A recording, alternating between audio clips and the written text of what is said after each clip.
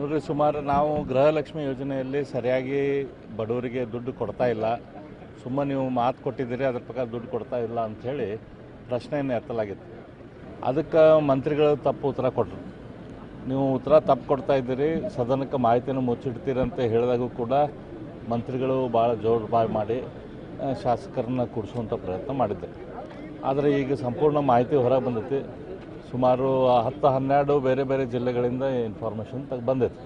ಸುಮಾರು 5,000 ಕೋಟಿ ಅಷ್ಟು ದುಡ್ಡನ್ನು ಇನ್ನೂ ತನಕ ಸರ್ಕಾರ ಗೃಹಲಕ್ಷ್ಮಿ ಯೋಜನೆಯಲ್ಲಿ ಜನರಿಗೆ ಡಿಸ್ಟ್ರಿಬ್ಯೂಷನ್ ಮಾಡಿಲ್ಲ.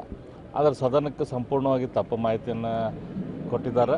ಅದ್ರ ಬಗ್ಗೆ ಮಂತ್ರಿಗಳು ಇವತ್ತು ತಪ್ಪಿಸಿ ಓಡಾಡುವಂಥ ಕೆಲಸ ಮಾಡ್ತಿದ್ದಾರೆ. 2 ದಿನದಿಂದ ಇದಕ್ಕೆ ಉತ್ತರ ಕೊಡಬೇಕಾಗ್ತೈತಿ ಅಂಥೇಳಿ ಅವರು ಸದನಕ್ಕೆ ಬಂದಿಲ್ಲ. ಇವತ್ತಾದರೂ ಅವ್ರು ಬರ್ತಾರನ್ನ ನಾವು ನೋಡ್ತೇವೆ.